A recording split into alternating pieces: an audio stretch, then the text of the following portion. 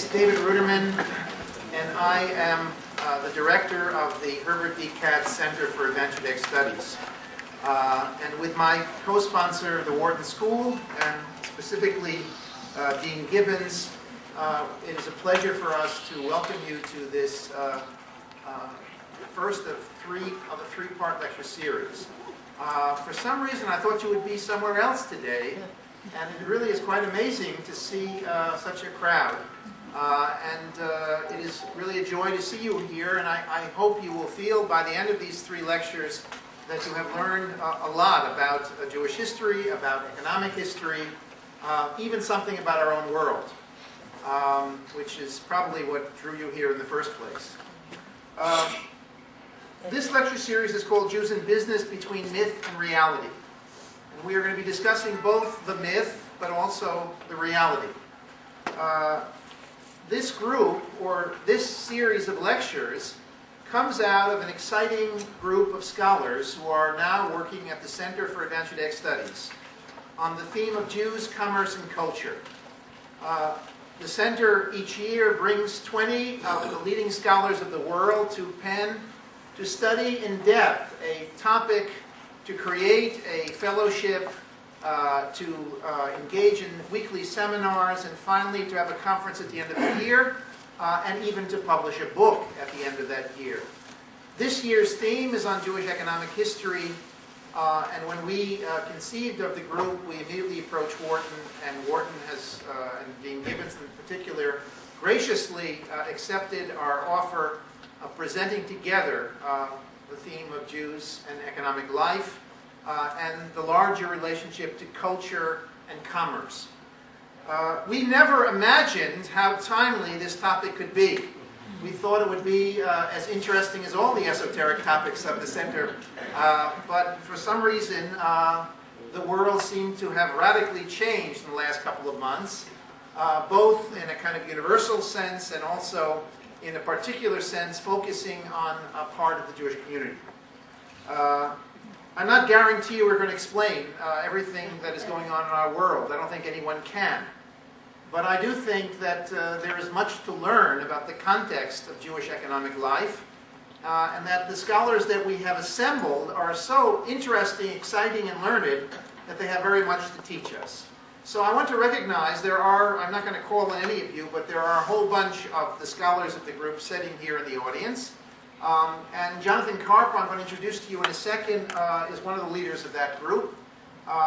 This group was originally put together by 4 historians, 2 of whom you will be hearing in this series. I just want to mention before I introduce Jonathan that next week the lecture will be on Wednesday at 5 o'clock in the same room, and we'll be hearing Eveline Oliel-Gruss from the Sorbonne.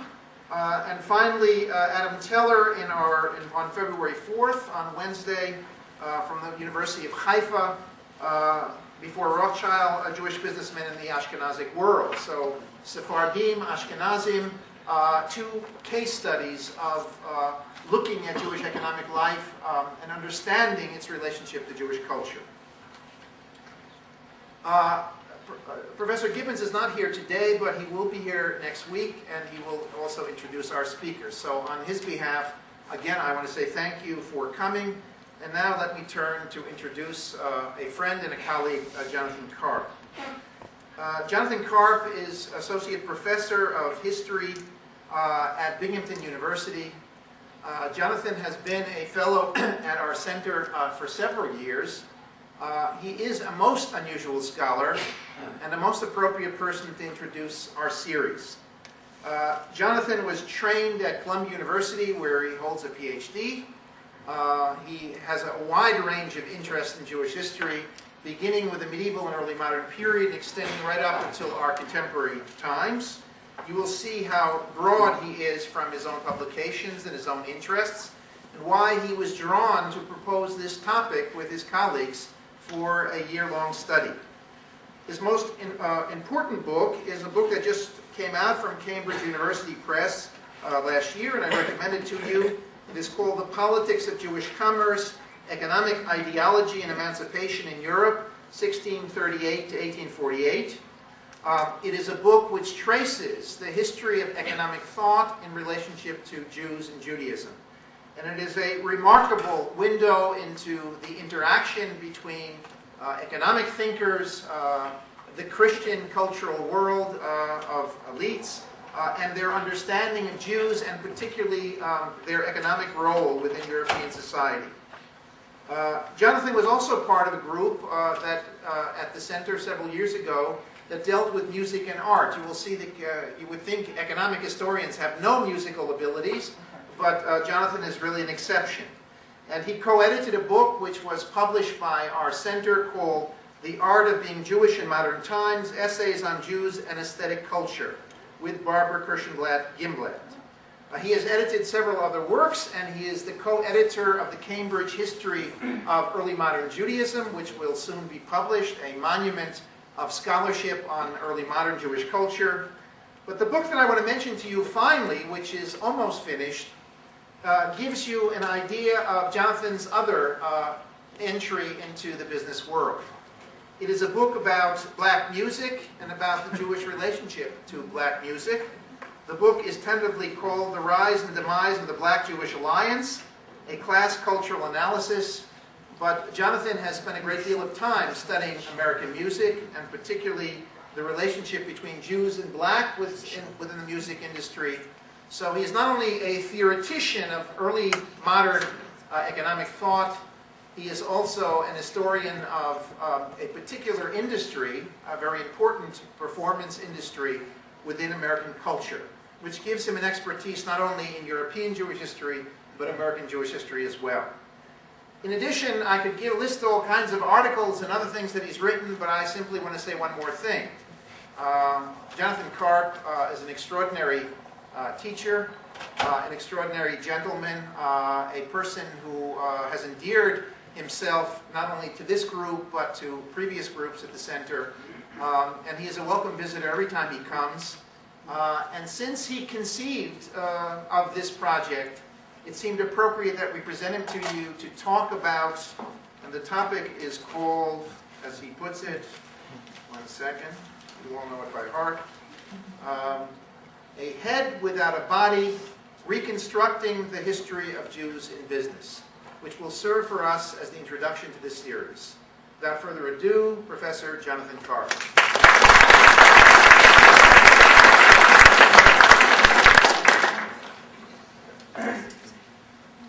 Well, thank you, David, very much for that extremely generous introduction.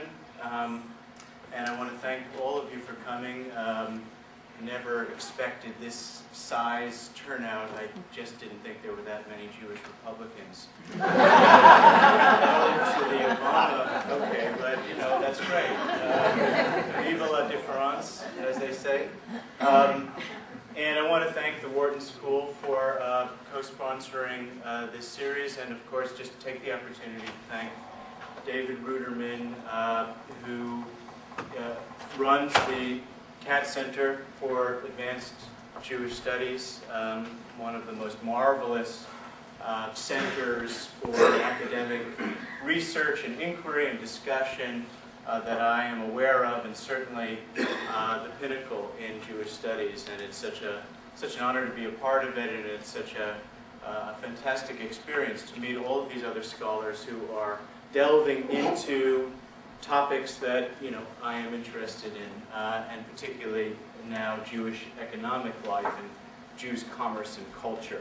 As David said, the title of the talk is A Head Without a Body, and it's true that Jewish history has often appeared almost like a head without a body. That is to say, a history of intellectual and spiritual life, theology, philosophy, and the great spiritual achievements and cultural achievements of the Jews, which of course is wonderful. But it's often been to the neglect of perhaps more mundane matters, particularly the economic history of the Jews. Now, of course, there has been a great deal of historical investigation of Jews' economic life But it's not at the forefront of people's consciousnesses. It's not at the forefront of impressions of the field of Jewish history and Jewish studies departments. It's sort of like a skeleton in the closet. There's been work on it, but we don't really tell that many people about it. It doesn't get out there that much. And that really reflects a broader anxiety, I think, in the Jewish public, and an understandable one, because, of course, Jews' economic roles have been a lightning rod for criticism, for brutal and bitter and slanderous attacks on Jews from the Middle Ages to the present. And understandably, Jews are very nervous about putting this subject front and center, which is all the more reason that I'm so pleased and impressed that everybody is here today, that you have all come today. I think that the nervousness about Jewish economic history is completely understandable, and I can sympathize with it, but I don't actually think that it's justified. Why not? Because I think it's actually impossible to really understand Jewish history without understanding the economic dimensions of Jewish life. It's impossible to understand the history of anti-Semitism. The very topic that we're nervous about can't really be explained or elucidated without reference to the economic background. But more than that, it's impossible to understand why Jews, that eternal, great, profound question, why Jews survived over the course of so many centuries in a hostile European environment without knowledge of this topic. It's also incomprehensible when you think about Jewish politics, modern Jewish politics, people who are familiar with the history of Zionism, with the history of Jewish socialism in the 20th century, would immediately recognize that so much of it was about Jews' economic identities. So that would be incomprehensible and lost to us without this background. Finally, and there are probably more reasons that I won't bring up, but finally, Jews' contribution to modern culture, and what David alluded to a little while ago, just as one example, the Jewish contribution to American popular music, has a number of explanations, but the business history and the economic history of Jews is certainly an essential ingredient of that. So how much do we deprive ourselves of in terms of understanding and elucidation without awareness of this topic? And what follows, I'm going to try to present just a kind of bare bones overview of Jewish economic history. Now, ironically, despite my new project on Jews in the business of rock and roll and rhythm and blues, essentially I am an intellectual historian. I'm one of those people who studies the head rather than the body, but I've studied the ideas in the heads of people who thought about Jewish economic life. That's a little bit of an indirect route to getting at Jewish economic history per se, and that probably comes with a lot of distortions. The narrative that I'm going to give to you today, I hope, is a sort of coherent one. That's my great hope. But it will be necessarily a simplified one, and the eminent scholars who are in the room will recognize where I'm oversimplifying or distorting, and I hope will forgive me. But there'll be plenty of time, I hope, in the question and answer period afterwards to complicate the picture that I'm presenting. Okay.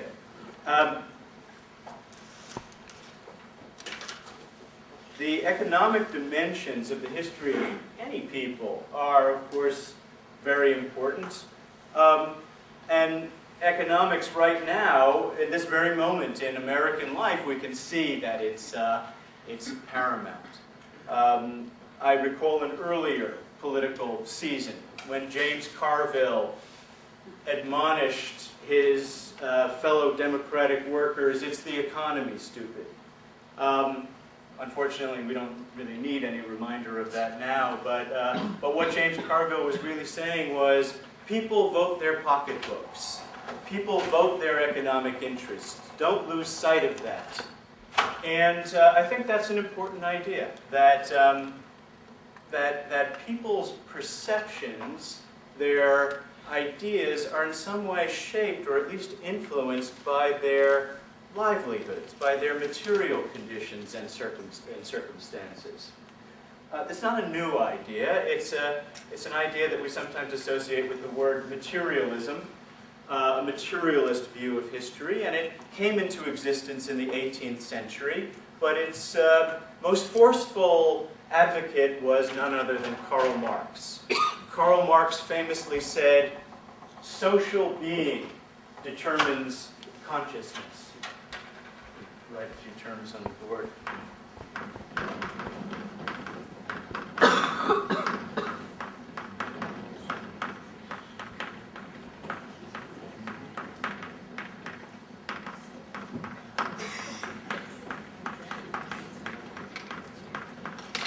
What does that mean? Social being determines consciousness. What Marx thought it meant was that your relationship to the material wealth of society, factories, resources, agriculture, whatever it may be, is the primary determinant of your perceptions and your consciousness and your mindset. A factory worker and a factory owner are going to have very different views of the world, he argued. Now this is, of course, we know, an exaggeration, maybe a gross exaggeration, but there's a grain of truth to it. Who was Marx? Marx was an economist. He was one of the most important economists of the 19th century. And although he was an errant disciple, he was a disciple of the classical economists like Adam Smith, David Ricardo, Thomas Malthus. And I would argue, and I don't think I'm saying anything too revolutionary, that Marx's materialist orientation came from classical mainstream economics. So it's central to the idea of economics, to the science of economics, that material being is essential to choice and outlook, philosophy, worldview, etc.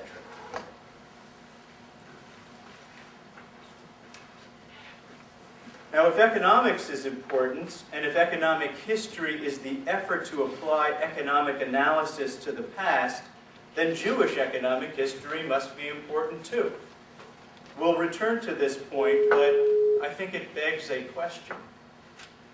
And that surely there are some people in the audience who perhaps attended today out of a sort of perverse curiosity. How could somebody talk for 30, 40 minutes about a non-existent subject? What is Jewish economic history? Are you telling me that the Jews have an economic history?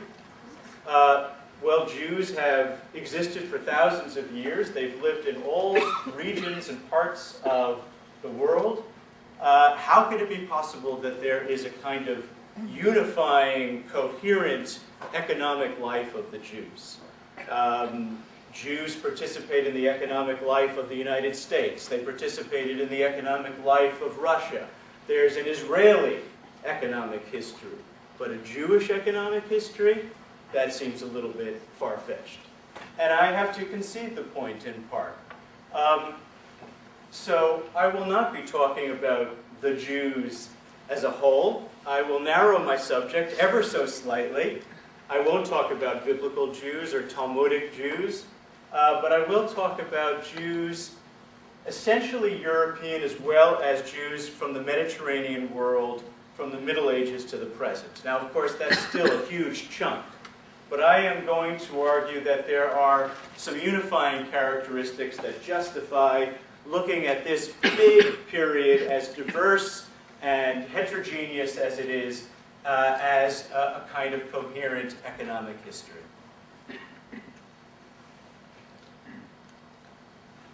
What characteristics does this economic history have? Well, the first category of analysis, at least that I would employ, is demography. And I'll explain what I mean momentarily. When we're trying to understand the economic life of Jews in any particular place and time, it's extremely important to ask ourselves, how many Jews are we talking about? In what kinds of density, what kind of density does the Jewish population live in?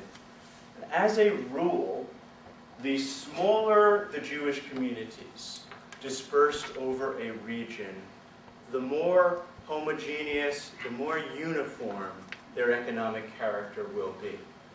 So, one of the major stereotypes that we encounter in Jewish economic history is the stereotype of the Jewish moneylender, the Jewish usurer, right? Everybody's familiar with that one. And Shylock, of course, is the great embodiment, literary embodiment of that figure.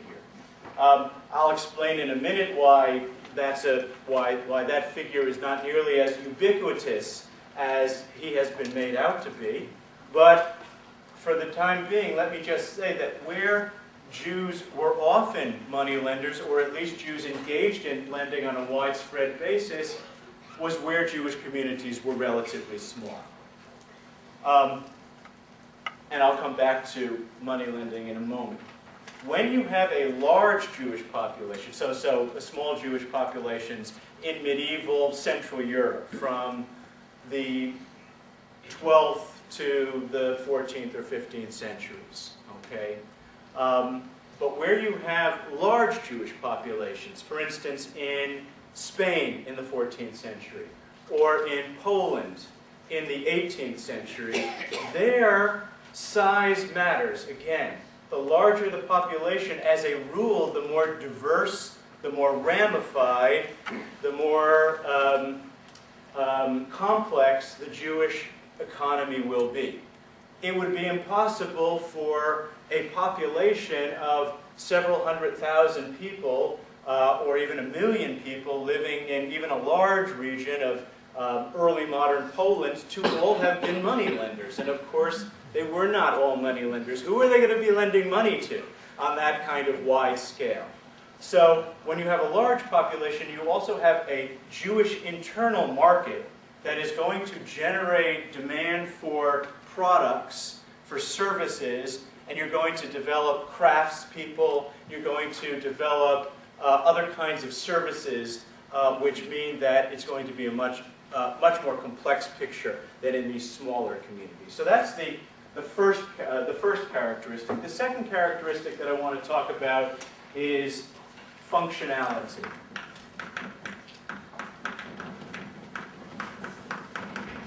And I'll also use this term, not in the technical economic sense, but in a more metaphorical sense, functionality and utility.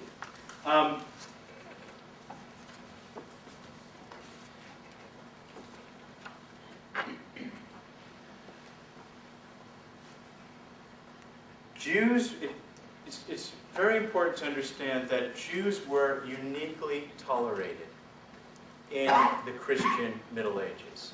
That is to say, Jews were the only non-Christian religion that was even legally permitted to exist within Christendom. It doesn't mean that other religious groups didn't exist from time to time and place to place, but that wasn't a matter of official church policy.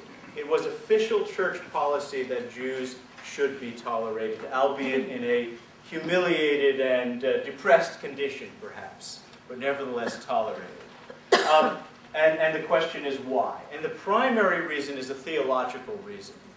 That has to do with the very profound relationship of the origins of Christianity within a Jewish theological framework.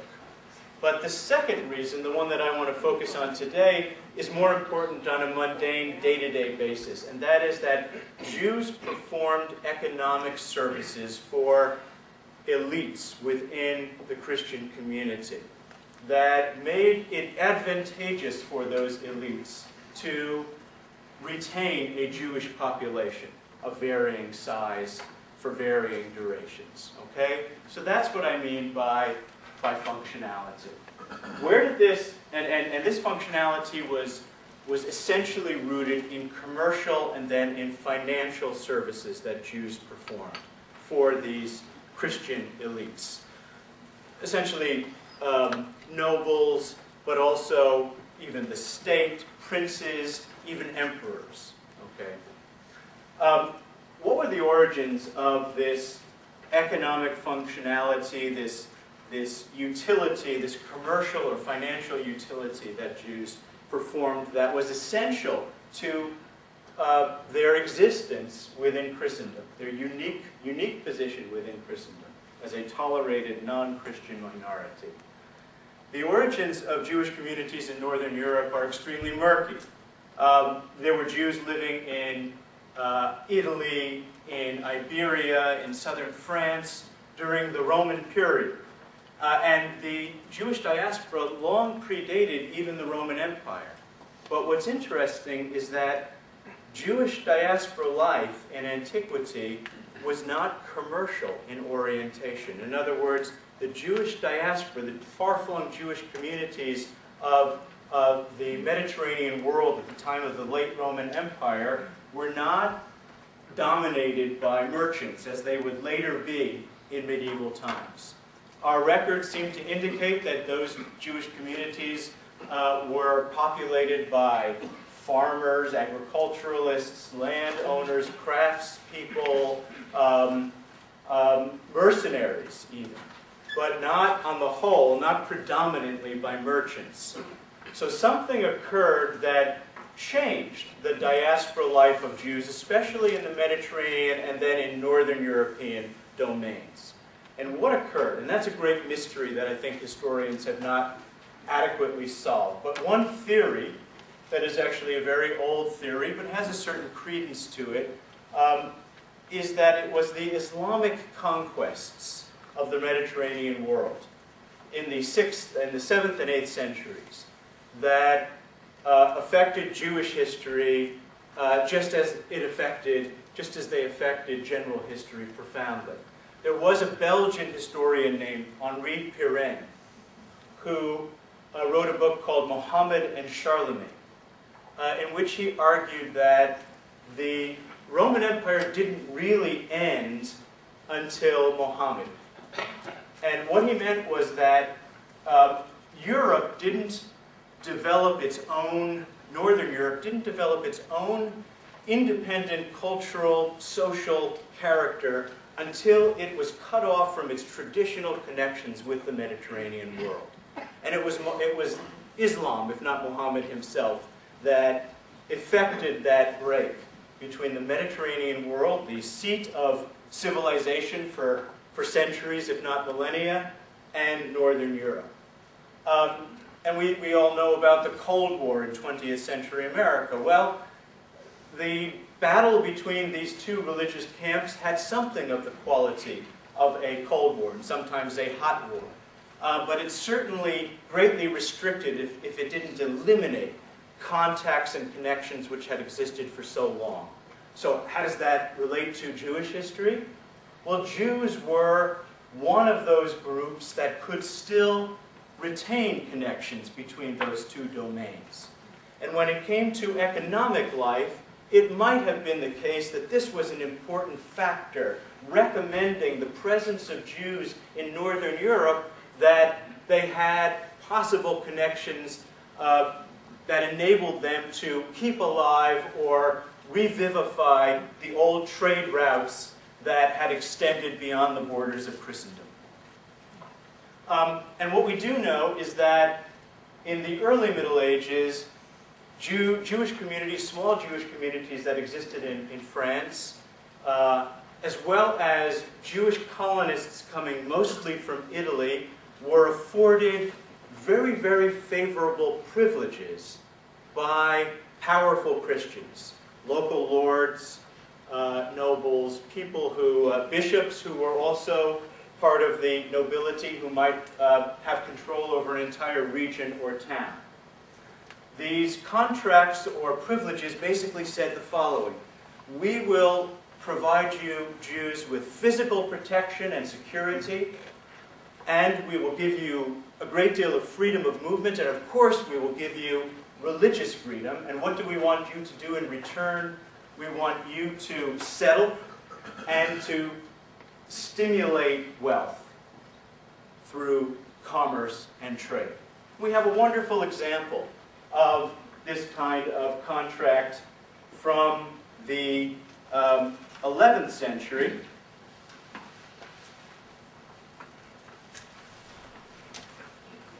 It is a contract issued by the Bishop of Speyer, Rüdiger Huysman, in 1086, and the Latin text of this reads, "In the name of the Holy and Undivided Trinity," I love how it starts, considering where it's going, "when I wish to make a city out of the village of Speyer, I, Rüdiger, thought that the glory of our town would be augmented 1,000-fold if I were to bring Jews to it.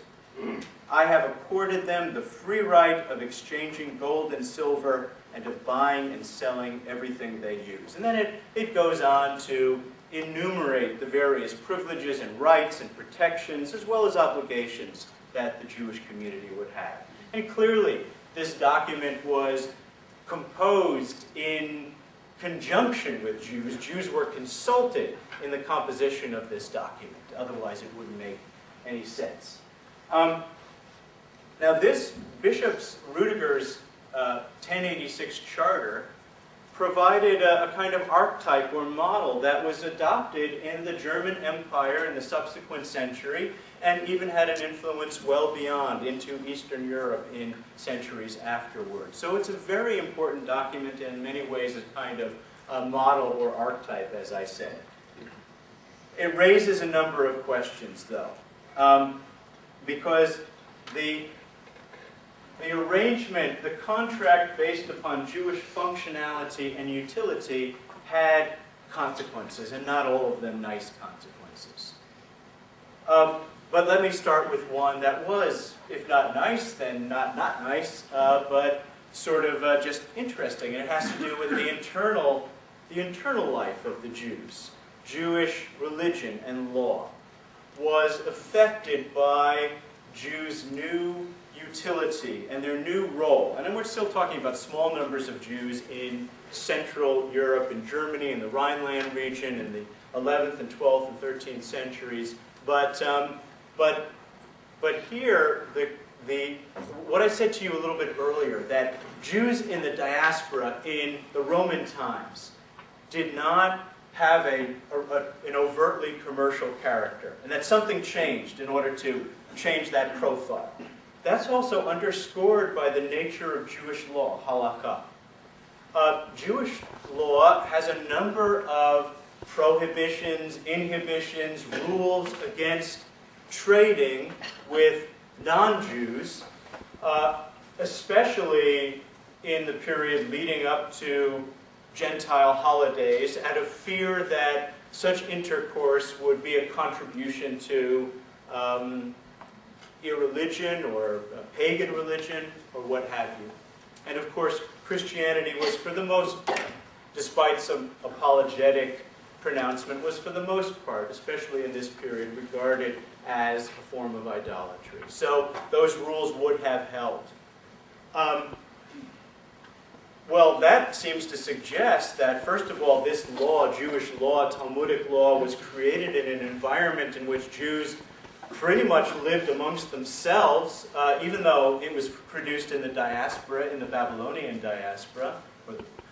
It also suggests that the Jewish economy in the diaspora in Talmudic times, if it's an accurate guide to those times, must have been relatively self-sufficient because it seems to preclude a lot of exchange with non-Jews.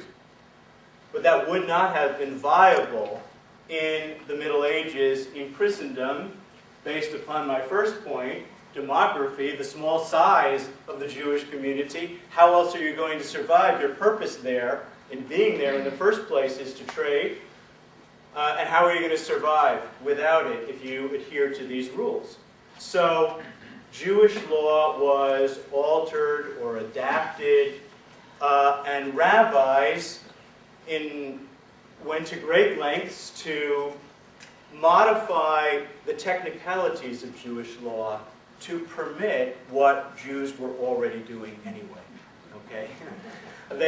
From their point of view, it was better if Jews adhered to the law than sinned against it, especially knowingly. So let's alter the law or adapt it in ways that are acceptable to us in order to permit that kind of commercial interchange with Christians. And I think that's a very, very interesting point, because on the one hand, it suggests that Jewish law is not in its very nature conducive to commerce. It's not something that steered Jews in its own right into a commercial orientation. But on the other hand, it also suggests that Jewish law possessed a flexibility and a malleability within reason, within limits, that made it an effective vehicle for Jews' own commercial and economic adaptation as they moved from circumstance to circumstance in their diaspora lives. That's the first point. Second point has to do with what I would call two contradictory but mutually reinforcing elements. On the one hand, Jewish survival in the Christian Middle Ages was conditioned upon functionality, utility. On the other hand, what happened when that utility was exhausted, or when other groups became competitors to Jews and called into question their continuing necessity? And this is precisely what happened when Christian merchants began to become powerful enough to try to challenge Jews' presence as competitors in these Central European communities. Then Jews became vulnerable. They became, in a sense, redundant. And how could they respond to such a circumstance? Well, they could respond in a number of ways, and did. First of all, they could respond by shifting to another area of commerce or finance where they experienced less competition, where there was less of a kind of barrier, where they would cause less friction, direct friction with non-Jews. And some historians, many historians, assume that one of the reasons why Jews in significant numbers shifted from general commerce into money lending, say concretely around the late 12th century, was because of this growing competition from Christian merchants and Christian guilds. So Jews shifted into a more marginal activity, a less desirable activity, and this is one mode of Jewish adaptation, seeking out new avenues, new forms of trade, new forms of commerce, new areas in which they could survive. Another route that they might take would be to try to retain their old position by selling themselves to the powerful in the society as better equipped to perform these roles, by underselling the Christian competitors or outbidding the Christian competitors, or providing an alternative approach to the burghers, that is to say the Christian merchants and Christian guild members. Now, both these methods, either shifting to a new area which was in itself controversial, like money lending and usury, or trying to more effectively compete with a group that is growing in its power, were, in a sense, recipes for disaster. Unavoidable, perhaps, but nevertheless, created a new level of vulnerability for Jewish communities. And I would argue, eventually led to the expulsion of Jews, or contributed to the expulsion of Jews towards the late Middle Ages from most of Western and Central Europe. And they also, of course, contributed to the grotesque elaboration of anti-Semitic images of Jews depicted in woodcuts and in mystery plays with their money bags overflowing with gold, usually in close proximity to Satan, whose minions they are now described as being part of Satan's arsenal or army. And this too generated, or was the product of and generated further hatred and antagonism. So the growth of Christian competition and the reaction of Jews in attempting to adapt to it, although necessary and essential and understandable, certainly in retrospect, also left Jews extremely vulnerable and probably was often a losing hand in many cases for Jews to play. A third strategy was usually more successful, and that was migration or moving. And here we have an interesting phenomenon. That is the phenomenon of Jews moving from areas that are more economically developed, where they're likely to experience more competition, to areas that are less economically developed, that are underdeveloped, that have less of a town life, that are more agrarian, but where leaders hope to build, just as Rudiger had in the 11th century, where leaders in Poland, rulers in Poland, for instance, hoped to build up urban life. And so Jews often served in this sense as pioneers and colonists who were, in a sense, pioneers of economic development in areas that had been marginal or frontier areas in previous centuries. And that's true of Poland in the 17th, 16th, and 17th centuries, and it's also true of the Ottoman lands when Jews were expelled from Iberia, initially, in a sense, voluntarily, many leaving in the 15th century, and then an expulsion at the end of the 15th century, or a series of expulsions from Iberian lands.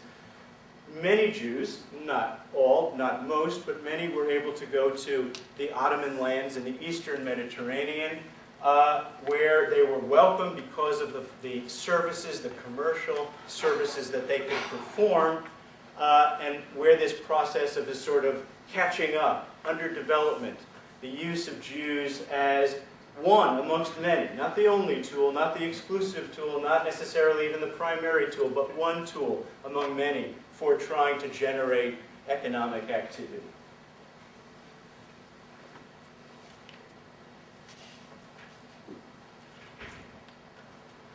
In 1638, a rabbi living in Venice named Simone Luzzatto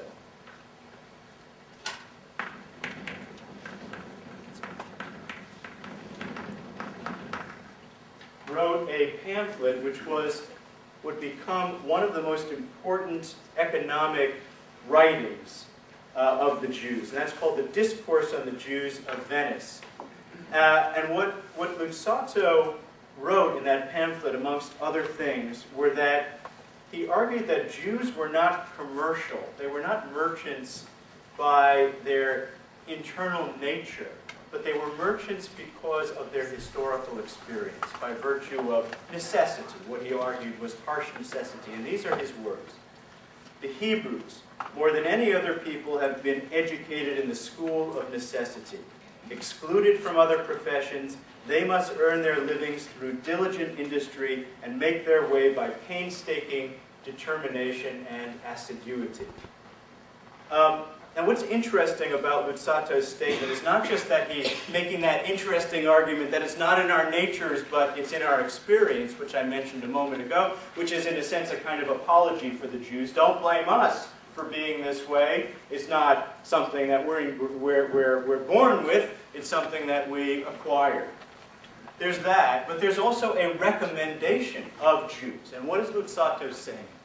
He's saying in his recommendation, Jews have had to scramble and scrape in order to make a living, and this has made us industrious. This has given us a kind of ingenuity which makes us the best people to have in order to improve economic life. This is a fascinating argument because Venice was not some backwater. It was one of the commercial centers of the world when Luzzatto was writing. So what Luzzatto seems to be saying is retain the Jews in Venice. He was arguing against those who wish to remove the Jews' privileges or expel them. Luzzatto was saying retain the Jews. They are your best commercial agents. Even in a built-up economy like Venice's, Jews have the quality of ingenuity and industry which will contribute further to economic growth. And that's almost a philosophy or an approach that's very modern, because it's saying that economic growth is infinite. There's not a fixed amount, but it can go on indefinitely, and we Jews can contribute to that. Now, Luzzatto was writing at, I'm almost finished, another 10 minutes, no more. What Luzzatto was arguing made sense within the context of the century preceding his 1638 pamphlet. That century had seen a kind of revolution in international trade. The growth of what might be called the beginnings of globalization, the first globalized economy. Some might say it occurred in the late Middle Ages, but certainly it was occurring in the 15th and 16th centuries with the discovery of the New World. And Jews were able to contribute to that revolution. First of all, for reasons that I already mentioned, the expulsion of Jews from Spain had actually, in a certain ironic sense, benefited Jewish economy because it helped to reestablish Jewish demography, spreading Jewish communities out and placing Jews strategically, not by necessarily but by design, in part by chance, in areas in the Mediterranean where they could really harness these new forces of a growing sea trade in the Mediterranean that was also expanding into the Atlantic. So you have Jews in the Ottoman lands who are allowed to be Jews and merchants, and you have Jews in Spain, or I should say, you have the Jews' ethnic relations in Spain, who are now ostensibly new Christians, who are still trading with Jews, and you have new Christian communities, that is to say, communities of conversos, established in the Atlantic seaboard ports of France and the Netherlands, Holland and the Netherlands, as well as in the New World. So Jews are now well positioned to participate. Again, not dominate, not lead the way, but participate in this new form, this new extended form of international trade. There's another dimension to it. That is because Northwestern Europe is becoming more urban and industrial. Historians would say proto-industrial, but okay, industrial. They're growing less food for themselves. They need food to be imported from elsewhere. Where are they going to get it? They're going to get their grain from Poland, which is becoming the breadbasket of Western Europe, as well as the source of much fuel for Western Europe. And Jews, by the 17th and 18th century, the Jewish population of Poland is the largest Jewish population in the world. So Jews in Poland are now also participating and linked up to this international trading system. The consequence of Jews' participation in this commercial revolution, one of the consequences, is that the Jewish economic profile, the image of Jews even, is now less oriented, and the reality certainly, is less oriented towards money lending and usury and more oriented towards commerce. And because Jews are now commercially attractive, they can sell themselves on the basis of their functionality and utility and return to many of the regions from which they had previously been excluded, such as France, such as England, not Spain, but many other areas of Western and Central Europe that had been deprived of Jews for centuries in the interim. So functionality and utility is reconstituted because of this commercial revolution and the Jews' important role in it. Okay, there's one more revolution I want to mention before I wrap things up, and that is the French Revolution at the end of the 18th century. That's a different kind of revolution. That is a political rather than an economic revolution, and it has important implications for everything that we have been talking about. The French Revolution brings about, in a sense, an end to the old terms, the old contract under which Jews had lived in Christendom and in Europe. The French Revolution essentially said, we're not going to go along with the old method of saying, okay, if you are economically useful, we will give you limited rights.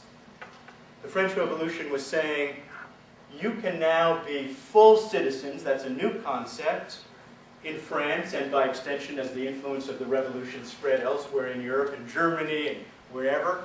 You can now be full citizens, but that means that in return, you have to conform socially and culturally to French life or to German life, whatever it may be. Except for the religious domain, you should not be different from the rest of the population.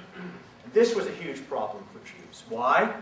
Because centuries of not being like the rest of the population, not being peasants, not being part of the feudal order, being merchants, being commercial people, being middlemen, being in this sense anomalous, made it virtually impossible for Jews to fulfill that expectation. And the expectation had to do with become farmers, become craftsmen, become normal, or what was regarded as normal. Now we think about the 19th century, we think about the growth of capitalism. It should seem like things are going in the opposite direction, but European society was still essentially agrarian. So Jews stuck out like a sore thumb. We are Frenchmen, we speak perfect French. We are completely devoted to the French state. We're loyal patriots, we'll fight in your wars. Ah, but you are still not peasants. You are still not farmers on the whole. You are still merchants and traders and peddlers, etc., etc. So in your behavior, you are not like the rest of us. And there was a mania for this kind of productivization, as it was called, making Jews normal. And that mania extended into the 20th century. And it plays a major role in Zionism. The idea being that in order for Jews to finally be restored to land, to a normal relationship with the soil, they have to be restored to their land. It's only in that context in which such a psychological revolution can take place. But it didn't, I mean, Zionism was successful, but the idea of productivization as it was conceived was really not successful, and Jews continued to be anomalous right up through this 20th century. So, to finally wrap things up, this anomaly, this anomalous character, is what is really behind Jewish difference from a social point of view. What sociologists call overrepresentation. Jewish presence in a particular field or occupation way beyond their numbers in the population. Where do we see it? We see it obviously in the business world. We see it in some ways in the world of education, including higher education. We see it in some respects in American politics. We see it in a whole host of dimensions. It's a sociological phenomenon that has to do with the fact that Jews, for many, many centuries, for a very, very long time, had survived because of their uniqueness, not just religiously, but occupationally and socially. And it is not simple, although it has been a source of a great deal of hostility and anti-Semitism, it is not in itself something to be ashamed of, I would argue. The Jewish overrepresentation, their disproportionate participation in certain occupations, including business, relative to their percentage in the population, guaranteed that they would be prominent not just as Madoffs and Milkins, okay, but also as Brandeises and Frankfurters. So, in conclusion, it's not surprising that the legacy of commerce that I have all too superficially tried to outline for you today makes many Jews nervous. Yet that legacy, I would argue, is as much a tale of heroism and survival as of villainy and scandal.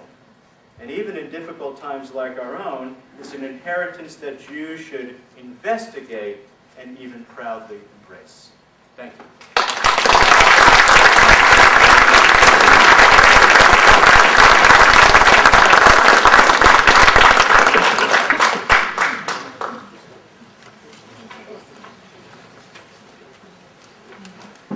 Jonathan has agreed to accept some questions. The only thing I ask, since I have to protect him, is short questions, not speeches, okay? And I'll call on as many people as we can get to in the time that is remaining. So, right over here. Maybe you could stand up so we can all hear you. Is that possible or not? Yeah, okay, good. You were talking about the lending practices. Back in Leviticus, there was a prohibition against the charging of interest among Jews. Jews were therefore permitted, not directly but indirectly, to charge interest to outsiders.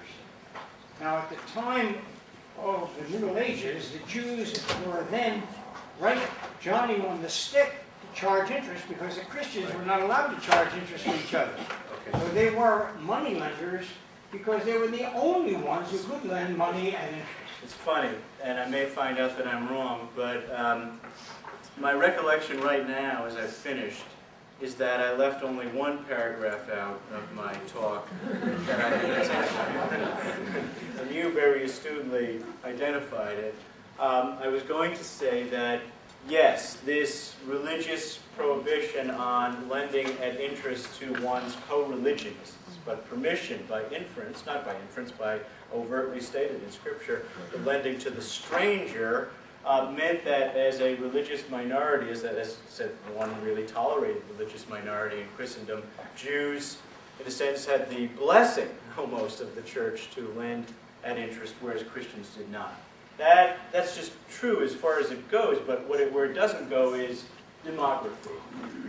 Now, it's true that in certain times and places in the Middle Ages, the credit markets were almost as bad as what they are right now. But that's a joke. But at the same time, given the tiny numbers of Jews relative to the general population, if Christians were really depending for all their credit services upon Jews, then capitalism never would have gotten off the ground. Okay? Christians were the vast majority of money lenders. Christian usurers were the vast majority of money lenders in the Middle Ages. But what's interesting is, and they were not permitted to do so for the most part, but that was observed very often in the breach. Okay? But what is interesting is that the term to engage in usury was often synonymous with the term to be a Jew or to Judaize. Okay, so even though here we talk about myths and realities, which is the rubric of the series for this for what we're doing here, the myth is that Jews were overwhelmingly the money lenders, and it's the only occupation that they were allowed to have. The reality is much more complex. First of all, Jews engaged in many other occupations, and even when they were, at times and places where they were predominantly money lenders, that was often a part-time profession. Second, related to that, it was a profession that was sometimes chosen or preferred by Jews, in part because it was a part-time profession. It wasn't very time-consuming or labor-intensive, which was one of the reasons it was controversial, and it enabled Jews the opportunity to do other things, including engage in religious study. That's not the main reason, but that's one factor. But the overarching point is that Jews were identified metaphorically, symbolically with this sin, but they were in reality only a small part of the phenomenon, the complicated, fascinating phenomenon of medieval credit markets. Okay, so that is a clear case of a myth. Sometimes the myth is the reality, but that is a clear. It sounds contradictory, but sometimes it is. But that is a clear case where the two are really at odds. Yes, in the back. Yeah, quick question on the demographics issue and being spread out. Is it true that because of common language and the ability to write in that common language, that was the advantage that the Jews had? I think it was one of the advantages, certainly. The far-flung nature of the Jewish diaspora, the lingua franca of Hebrew, certainly were advantages. The emphasis on education religiously in Judaism, on literacy and numeracy, certainly were important factors. But there were times and places where very few Jews were merchants, where most were craftsmen, or most were proletarians of one kind or another. So there's nothing, I think, in Judaism, even in Jewish culture, like the language factor, that predisposes Jewishness or guarantees that they will be in commerce. But certainly the fact that there was a diaspora, and of course you know that Jews are not unique, that there are other diaspora groups who have similar histories, who have parallel kinds of experiences. Huguenots, Lombards in the Middle Ages were much more important moneylenders in many ways than Jews. Asians in Africa, another example of what we call middlemen minorities. Yes? I wonder if you could talk about what the effect of the laws banning Jewish ownership of land had on the Jewish economic identity. Jews did own land in the early Middle Ages, and land ownership, as I understand it, I'm far from being expert in this, but Jewish land ownership continued in some places, certainly in Spain, into the early modern period. There was probably always the case that Jews were engaged in a kind of gardening kind of agriculture and producing some of their own food. But I guess the larger point is what I mentioned earlier, the sort of lack of a fixed place for Jews within the emerging feudal social order. So that Jews became, I didn't refer to this term in the talk, but I can now, Jews became what were called serfs of the chamber, which meant that, you know, everybody needs a lord, everybody needs protection. Because Jews were, in a sense, excluded from the feudal arrangement, then they were anomalous in this regard too, and that meant that the crown, the chamber, was usually their protector in return for services. It was, just as the feudal relationship was one of mutuality, so too this was one of mutuality. In return for not just commercial favors, but for paying special taxes that usually were gathered, either Jews were acting as tax collectors, which sometimes happened, or what were called tax farmers, or because Jews were engaging in money lending or forms of commerce that afforded them, made them into a channel of wealth, the crown could get at the wealth of the broader society via the Jews in ways that were not available to it through ordinary means. And this too was a source of vulnerability for Jews ultimately. So as they became more vulnerable in the general society, they became more beholden to the crown, more exploited by the crown, therefore more antagonized, they antagonized other elements of the population. It's a vicious cycle. I think I understand what you major on that. Why the irony is still about taking Jews. I know when I grew up, feeling like to go into profession was to be your own boss. You wouldn't get Right. You couldn't go into banking, you couldn't go into steel, engineering. Many would not hire you. So you went into medicine, law, dentistry, things like that, Right. where you could be your own boss. Right. Or business, perhaps. Or be your own, be in charge. Right. You had to be in charge. I think that's a great But point. after the Second World War, the world changed. It did. It did. And yet even in the conditions of great tolerance, Jews still have an identifiable occupational and social characteristics, even in our own time. It's becoming less so, but it's still there. I mean, okay. Yes? special reason that you started at the Middle Ages? In other words, you cut off the history of the Jewish economic period. You did not touch anything before the Middle Ages. And I have another question for you. The Polish people, by and large, were very poor, and yet anti-Semitism was encouraged by their success. Can you explain the difference, why there was so much anti-Semitism in Poland? You're not economically successful. Why? This is to answer your first question, history of Jews in business, or an attempt very broadly to reconstruct some of the factors that have led to the economic profile of Jews being prominent in business in modern times. I'm going into the deep background, which I talk about being their economic functionality and utility in the Middle Ages. I did emphasize that this was not a feature of the period before the Middle Ages. So to me, the story really begins in the Middle Ages. The question about Poland, you might want to, I think you should come back to the third lecture, both the second and the third lecture, but the third especially, where we'll have Professor Adam Teller, who's a specialist on 17th century Poland, can answer the question much better than I can, so I'm going to evade it. In the back. You seem to suggest that Jews gain a certain security from the diaspora existence.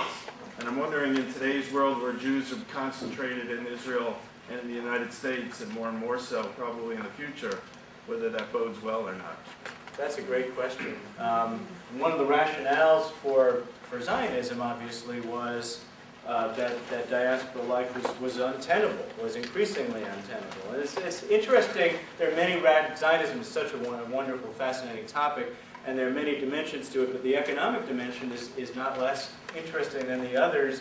One kind of argument that some Zionists made, I don't know if this is really answering your question, but one type of argument was that Jews were now becoming, again, redundant. As capitalism progresses, Jews will again experience this redundancy, which was a hallmark of their medieval experience. Because non-Jewish groups will start engaging in the activities that Jews are specializing in, and there will be too much competition, and they'll be driven out and even eliminated. And indeed, there are some people who would argue that one of the reasons, this goes back to your question about Poland actually, one of the reasons why there was so much,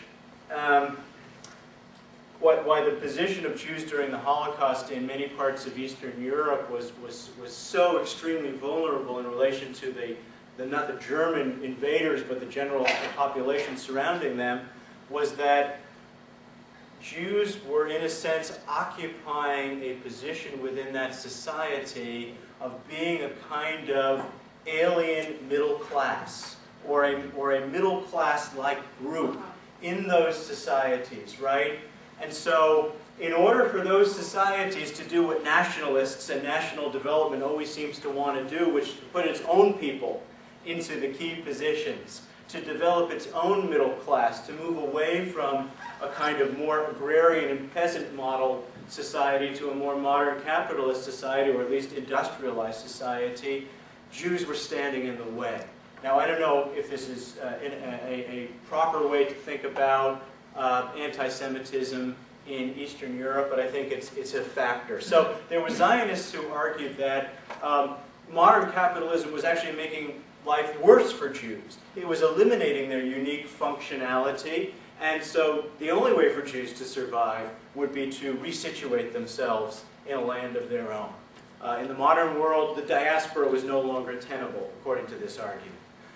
Some of you may have seen a few weeks ago, actually about a month ago, the Wall Street Journal had an interesting article about the people that we've all met them in malls, in shopping malls, who hawk the sort of Dead Sea ointments, and and that they use very, very aggressive tactics in selling these objects, and that these are people from the Israeli diaspora who are, now I thought that was such a fascinating article because what it was saying about Israelis was something that in the 19th century you might have read about Jews, from America or from Europe, that they're engaging in unfair and obnoxious selling tactics, okay?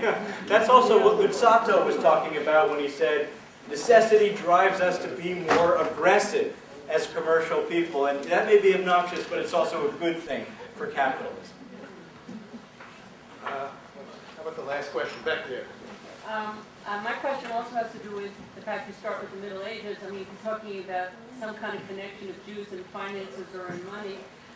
Even Jews who were taken, let's say, into Babylon, admittedly they destroyed a country, they took the best, quote unquote, brightest, but somehow or other they managed, even taken up there at that time, which are going way back, to become financially viable, develop trade routes and whatever. I think it's hard to be a Jewish historian. It's really hard. And it's great when people understandably ask you about questions from any area of Jewish history, in any century or millennium. And I feel like I should be equipped to answer it properly. And I don't want to disappoint you. But my impression from my little knowledge of the scholarship is that we just don't know enough about those communities to make really substantive statements about their economic life. I will answer it in a way that I can, say something maybe that's of interest.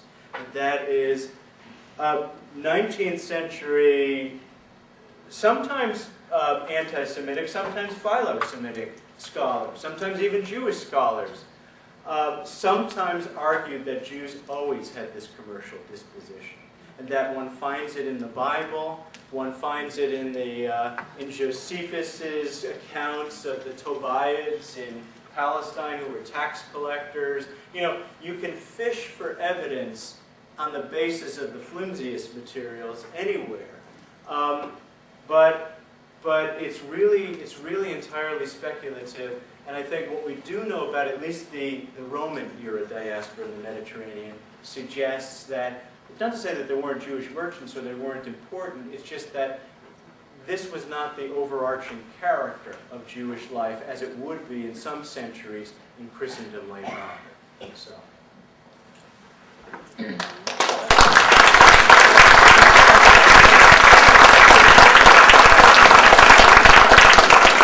I want to thank Professor Karp for his graceful and thoughtful presentation. I want to thank you all for coming. I look forward to greeting you next week, Wednesday at 5 o'clock in this room for the continuation. We hopefully have given you interest in the subject and we will return. Thank you so much.